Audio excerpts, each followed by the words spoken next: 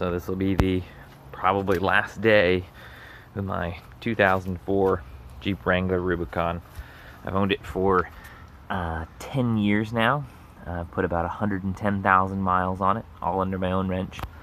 I did just have some maintenance done to it that I didn't want to have to do, which was the U-joints and ball joints, all on the entire front end.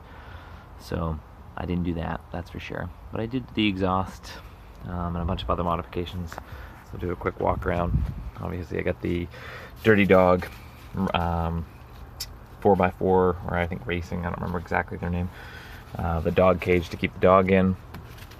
Under the back seat, which is kind of a pain to fold up, there's a built-in Kenwood subwoofer, and that is wired into the factory sound system. I have the Jeep trunk insert, which allows you to take the top off and lock your tailgate and have a stored compartment that's safe from people tampering with. It is a little bit plasticky and flimsy, but I really don't think anyone would ever get in there for what it's worth. And I did replace those hydraulics, so this thing goes up nice now.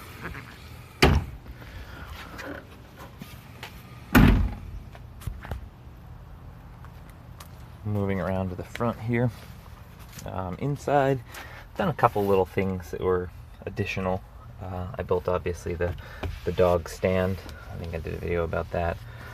I've got 2 USB outlets here, which also read out the voltage for the battery for you. These are 2.1 amp, 5 volts are individually they're 2.1 amps, so total of 4.2 amps. And then this switch here, which I've added in, also adds this. This is a trail camera system, which when I turn that on, it gives me a couple of cameras. This one is the skid pan facing under the vehicle forward, so I can tell where my front pumpkin's gonna smash into something. And I can also see this surface at the top here is the transmission pan, so then I know if I'm gonna smash that while I'm going off-roading. And then if I click channel 1, that's the front driver's side tire, so you can see where you're gonna clear, what you're gonna hit. You can see your brake lines, you can see your springs, so you can tell when you're engaged in it on trail. And then the same but opposite as channel 2, which is the passenger side tire, same exact angle looking down. And then channel 4 allows you to see the backup. Oh, actually that's the center camera. 3 is the backup camera. And that is actually really nice when you're driving, because you can actually see your blind spots. It's so wide, so that's really helpful. There are other modes to this where you can see multiple of them at the same time. I think it's kind of silly. They look kind of funny, and it's not as helpful for me, but that's just the way I've used it. And then this is your master switch, which shuts that off.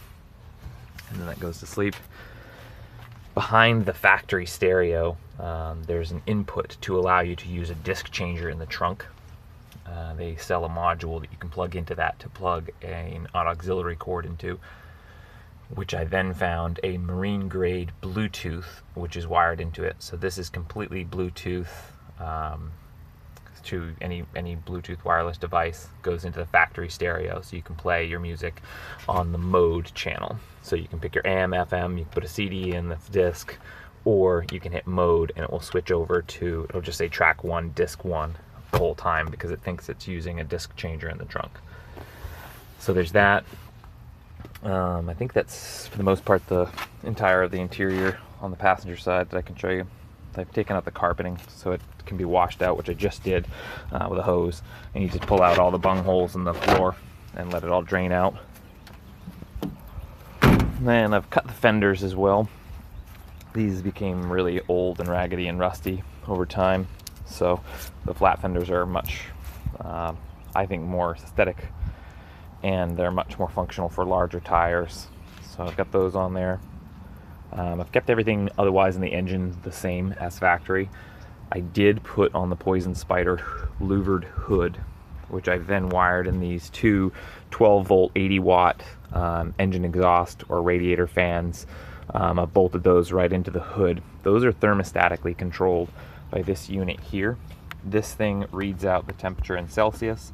It was a Chinese part, so it's a thermostatic relay, and it allows the fans at their large voltage and or wattage, I guess, to be turned on remotely by this device here. And it has a sensor right here.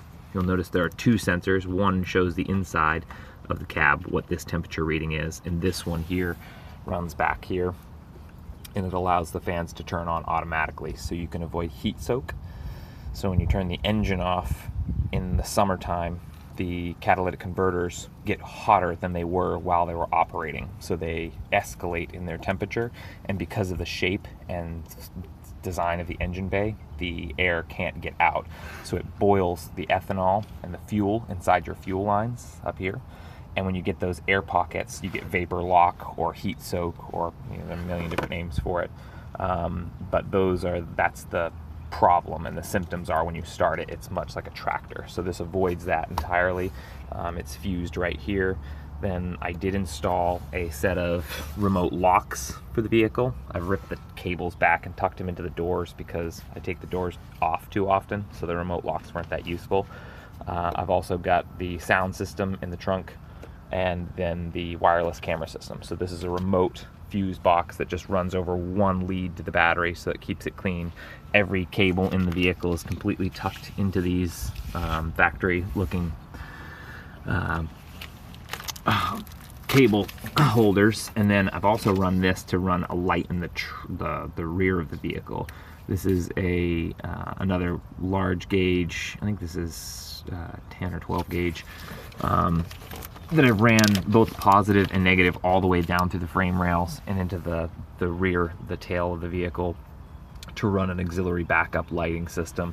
So those are there for whoever decides to put that in, but it's already run, so that makes it easy. I also got these additional hood latch assemblies, so I'll shut this up, and then before I shut that, I'll actually there's a bypass switch that allows you to turn this on if you know you're going to be using it somewhere slow with really high heats. I use this on the beach a lot, so for me, the conditions of the vehicle are typically driving with the wind and allowing the engine to get very hot from the sand beneath it, and you're also driving the engine very hard to drive on sand. So to exhaust the heat through the engine bay, you have a little bypass switch down here. This switch faces outward when it's off, and if I switch it this way, you can hear the fans, and they're on now, and they blow out, I don't know what volume of air, but they blow out enough to cool the engine down for what purpose it is. I think actually one of them's a little tilted right now. I was messing with it earlier. And then when you get in the vehicle, I have the lock box under the seat. Those are really great if you're a concealed carry, or if you just need to have somewhere to lock stuff if you're taking the top and doors off your Jeep all the time. It's nice to have a locking compartment. And then to also read out the temperature of the engine, there is behind this speaker grill, just to keep it kind of discreet, 28 at Clubhouse Indoor. The other temperature readout right here. So that's right in there. That's 64 degrees in the engine bay right now. And then you can see the voltage right here, 11.4. The vehicle's not running, that's why it's that voltage. And otherwise, everything else, that's how she is.